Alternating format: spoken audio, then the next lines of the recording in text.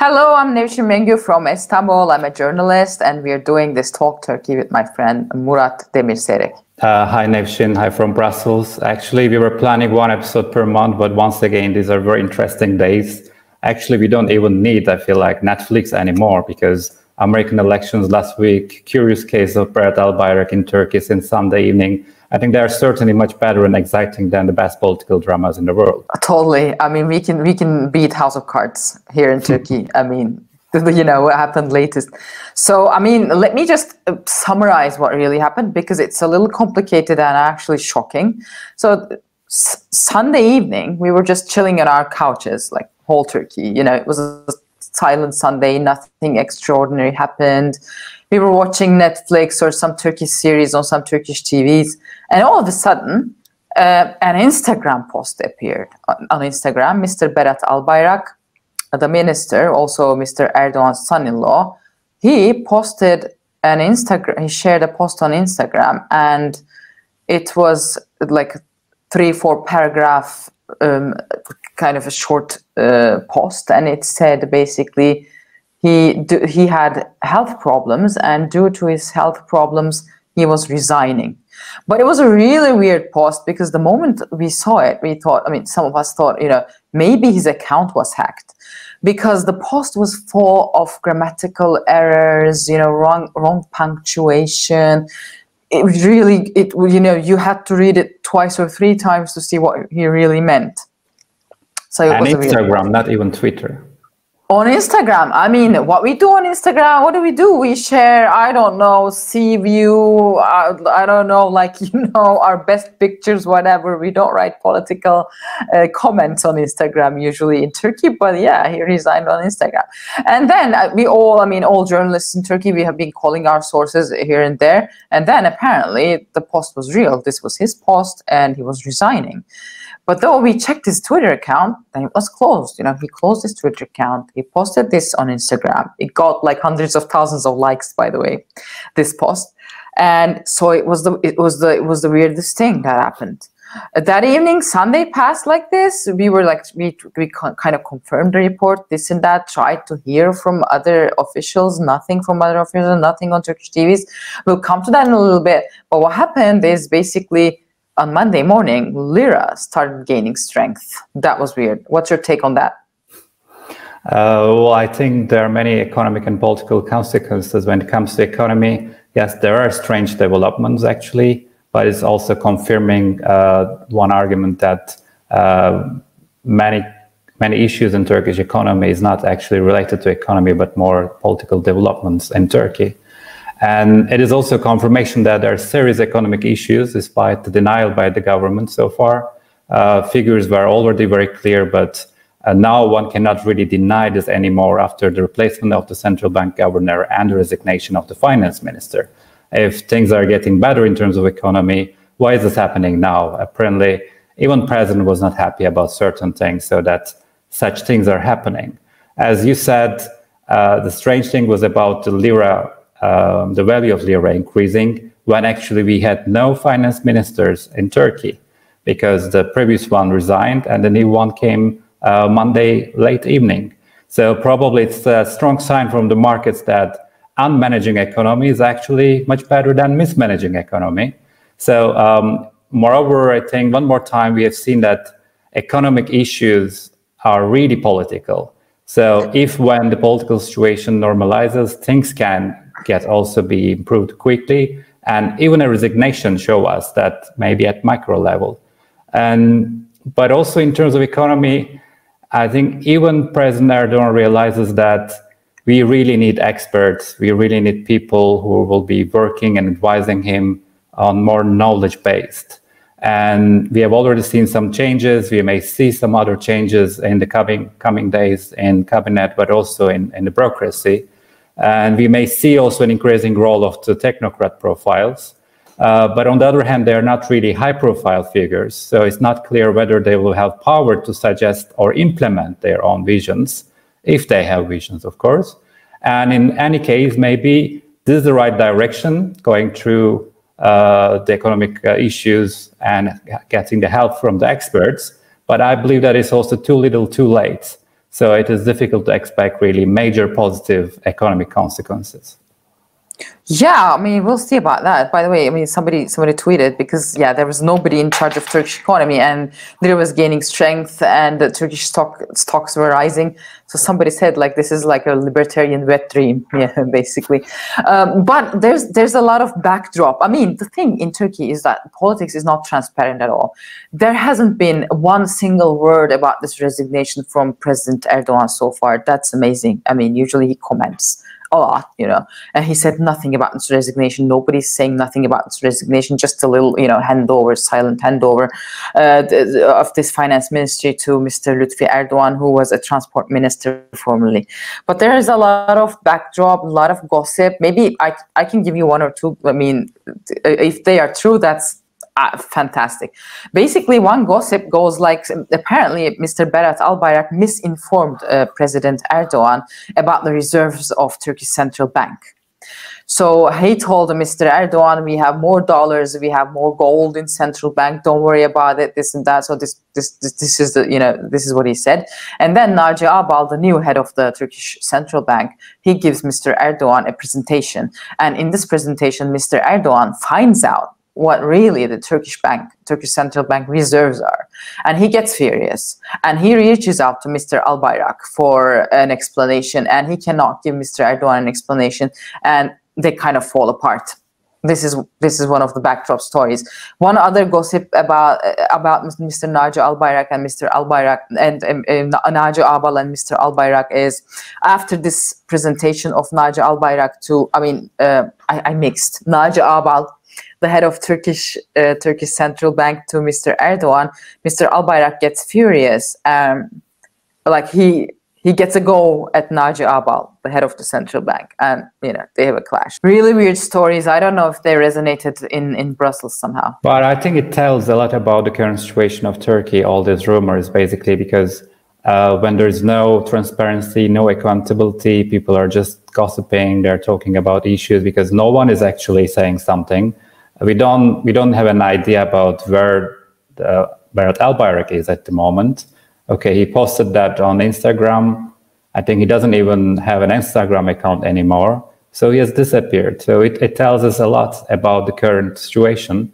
But it also confirms, I think, one more time that the new presidential system is not really functioning well. Albayrak was not only a finance minister, he was also one of the main pillars of the system. He was actually probably one of the most powerful figures in the system after President Erdogan, and now he has just disappeared. So it also shows us that the political engineering is not really working, and is one of the proofs. And Albayrak, it doesn't come from a political background. He was positioned as an important political figure, maybe even as a potential future leader, actually. And unlike the resignation attempt of the interior minister a few months ago in Turkey, we didn't even see like hundreds of thousands of social media posts asking him to stay. This also shows, I think, one thing very clearly. He couldn't even build a political base. He was maybe politically very important, but he didn't really matter for people in the party or the supporters of AKP. We could only see a few messages really supporting him or asking him to stay. And this is a clear indicator too. And also, I think, we see one more thing about the system. One of the basics of this presidential system, a la Turca, is that the president is supposed to know and control everything. But apparently this is not really the case. And this development is certainly one more blow to the image of AKP, I think, which was seen strong and invincible until recently by many. But by local elections, rerun of Istanbul elections, Minister of Interior Soylu's rejected resignation a few months ago, and now this. They are all challenging, I think, the understanding of President Erdogan is controlling things 100%. Yeah, and also the other day, AK Party spokesperson Ömer Çelik had a presser, And obviously, people asked him about this resignation and said, well, the only person who's going to, comment on this resignation is Mr. President Erdogan. They are trying, the AK Party, big guns are trying to present this as a family matter. This is also shows you this system is kind of, how, in a sense, corrupt the system is, because this is not a little inter-family business. I mean, Mr. Albayrak was, as you said, the Treasury Minister of Turkey, and he was holding the reins of Turkish economy. And now he has he just has a quarrel, with his father-in-law, and he resigns or whatever. And we don't know anything about this, and this is presented as a family affair. I mean, totally weird. This was probably also a very bad week for son-in-laws in the world. First Trump, and now Erdogan's son-in-law. So we see a decline of son-in-laws in politics. Totally. And also there is one other claim, or like not a claim, but say analysis. It goes, Mr. Albayrak was a good friend of Mr. Kushner, Trump's son-in-law. They had direct line, and they were like friends. They were in good communication. But since Biden is elected, now it's said that Erdogan is going to change track economically and, in a sense, maybe a little politically. They're going to try to work with Biden. So, Mr. Albayrak in that sense is not needed, or he's rather like a load in that sense. So he wanted to change Mr. Albayrak anyway. This is another, I don't know, backdrop analysis. In a way, it makes sense, but I don't think it really played a major role. I think it makes sense in a more broader game that President Erdogan is trying to create like his new team, because I think he's getting ready for new president in the US. It's going to be challenging, but he will certainly try to find a constructive way to build new relationship with Biden as well, because during the campaign, the situation was a bit problematic due to the statements coming from Biden. But I mean, at the end, he will be the president of the US, and usually American presidents, they're also pragmatic people. So I'm sure he will also try to find a way to work with Erdogan, because there is no other way, at least at the moment. So it makes sense in that way. And also it is very clear that Berat Albayrak was not only a finance minister. I mean, he was really, as I said before, influential figure, not only in Turkey, but obviously he was also playing important roles in foreign affairs and different contacts in the US and beyond. So in that way, it makes sense. Well, yeah, I mean, yes, you're right. I mean, Mr. Albayrak is not just a simple minister, you're right, and he had a cadre, actually. Kind of like a secret that everybody knows is, how shall I put it, active figures on social media, I mean, they're called trolls. Some people call them trolls. But how shall I put it? Government pundits that are active on Twitter and Facebook, who also target people, were kind of close to Mr. Albayrak's network, or rather, they were under the control of this Mr. Albayrak's network, which is, they're known as this Pelican Group. They have a company, Bosphorus Global Investment, something, So all these, they were doing all these social media operations, and they are directly connected to Mr. Albayrak. And interestingly, they're so silent. They've been remaining silent so far. But this is also going to be a big change about AK Party and social media, I think. Yeah, well, social media is one side of the story, but there's also another side with the media, actually. And this process has also confirmed, I think, one more time, the death of the traditional mainstream media in Turkey. And we have also seen the increasing role of the new media. That's what we discussed, actually, last week, too.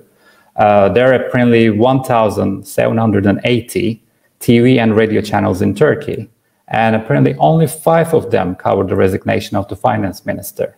The others waited for the official statement of the government for more than 24 hours. So millions of Turks followed the issue through social media, YouTube channels, other new media channels. So actually, even the minister posted his resignation on Instagram because probably he didn't have any other means to inform the public. And even the media channels managed by his family, his brother, could not cover his resignation. So that's incredible. I mean, we always talk about democracy and elections and all, but democracy is not only about elections. I mean, we need to talk about media, transparency, accountability, And we didn't see any of these elements in this story. You're totally right. I mean, and you said only 5 TV stations covered, and like 3 of them are like, by covering, they said just 1-2 sentence, like the rumors that Mr. Albayrak resigned. That's it. There's no backdrop. They're not digging the story because it's a big, it's big, dangerous. It can piss Mr. President off, whatever. Yeah, I mean, in that sense, that evening, Cüneyt Özdemir, who is a YouTuber. He used to be on CNN Turkey. He's still at CNN Turk, but he has less time now on CNN Turk. He has his own YouTube channel now. He covered the issue like late at night, and he had millions of followers live while he was covering it because there was nothing on TV channels. And yeah, this tells you a lot about the press freedom in Turkey and how it is perceived. But also tragicomic, I think, because like on different news channels, actually, there were political talk shows, and some of them were talking about Turkish economy. And those people knew about this. They couldn't even mention, they couldn't even say one word about this. While talking about Turkish economy, they couldn't say that the finance minister resigned. Or there were actually rumors about finance minister resigned. They couldn't say a word. Yeah. By the way, right now, we don't know where Mr. Albayrak is. There's going to be a handover in the ministry. Lütfü Elvan is taking over, but he said there will not be an official handover. But we don't know where Mr. Albayrak is. Well, that's why we call it a curious case, and it continues to be a curious case. That's unbelievable. There is one rumor, Mr. Albayrak formerly bought a place in London, but that's just a rumor. I mean, is he in London? Is he in Turkey? Where is he? Nothing from him. That's really weird. So what next, Murat? What do you think? I think from the government perspective, also we talked about the polls last week, and you mentioned one thing by the Metropole polling company, AKP support around 28.5% before the undecided voters distributed. So apparently AKP is also aware of this, and they also understand that the economy is by far #1 concern for people in Turkey. I think what we saw last weekend is a clear indicator of this. And probably economy is going to be the #1 agenda of the government now, because they know that they need to improve economy to have a small chance, at least, to survive and to be re-elected in the next elections, if it's possible. So, but there's also another issue, and which is also seen, I think, by President Erdogan. There's an issue of connection between the government and the people. That's also, they're trying to change now some local level AKP branches. They're trying to renew AKP, bringing new people, not only at the top level in terms of the cabinets in Turkey and bureaucrats, but also at the local levels.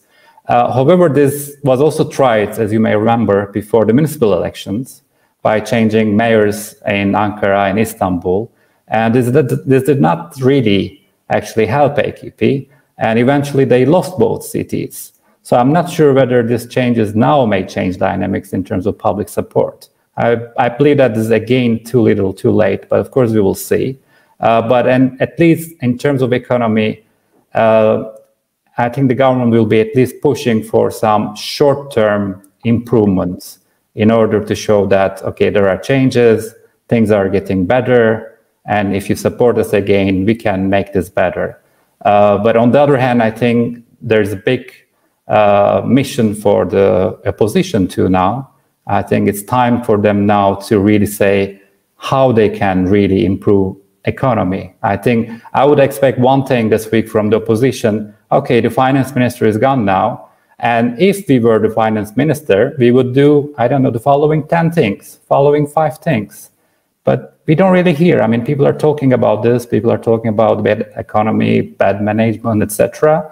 But no one is really coming and declaring what they would actually do to improve Turkish economy. I think this is also a missing element. Right. This is mostly by the opposition also. This is seen as rather than an economic crisis, a political crisis. So what, the opposition basically says, we're going to bring back democracy, and it's going to be, butterflies and flowers after that, More needed, I think. Exactly. So we'll see. I mean, we'll be back with the new developments, right? Certainly. And I'm sure there will be new interesting developments in the coming days in Turkey. It's never a boring country. Never, never. Thank you, Murat, and thank you guys for watching us.